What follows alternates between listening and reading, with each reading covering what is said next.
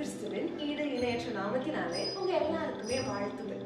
ரீசெண்டா யோவான் 5ஆம் அதிகாரத்தை வாசிச்சுக்கிட்டு இருக்கும் பொழுது முதல் வசனத்துல இவைகளுக்கு பின்பு யூதருடைய பண்டிகை ஒன்று வந்தது. அப்பொழுது இயேசு எருசலேமுக்கு போனார். அந்த காலத்துல எருசலேம்ல யூதர்களுடைய பண்டிகை அப்படின்றது அவ்வளோ சந்தோஷமான ஒரு விஷயம். எல்லாரும் சாப்பிட்டு எல்லாரும் குடும்பங்களோடு இணைந்து இருக்க வேண்டிய நேரத்துல இயேசு கிறிஸ்து என்ன தெரியுமா பண்ணாங்க? 5வது வசனத்துல 38 வருஷம் வியாதி கொண்டிருந்த ஒரு மனுஷன் அங்கே இருந்தான்.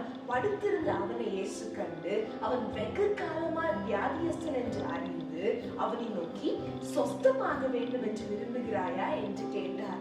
இந்த கதையோட முடிவுல நம்ம பார்க்கும் பொழுது இயேசு கிறிஸ்து இந்த மனுஷனுக்கு என்ன பண்ணிருப்பாங்க அப்படின்னா சுகத்தை கொடுத்திருப்பாங்க.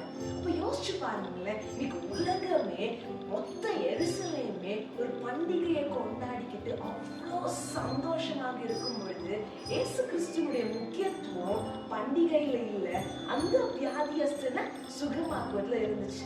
இன்னைக்கு இதுதான் உங்களுக்கும் எனக்குமான நம்பிக்கையாக இருக்குது. இந்த உலகம் உங்களை கண்டுக்காம ஒருவேளை வேகமாக ஓடிக்கொண்டிருக்கலாம். இந்த உலகம் ஒருவேளை பல காரியத்துல ஈடுபட்டு கொண்டிருக்கலாம். ஆனா இயேசுனுடைய முன்னுரிமை யாரு அப்படின்னா நீங்க.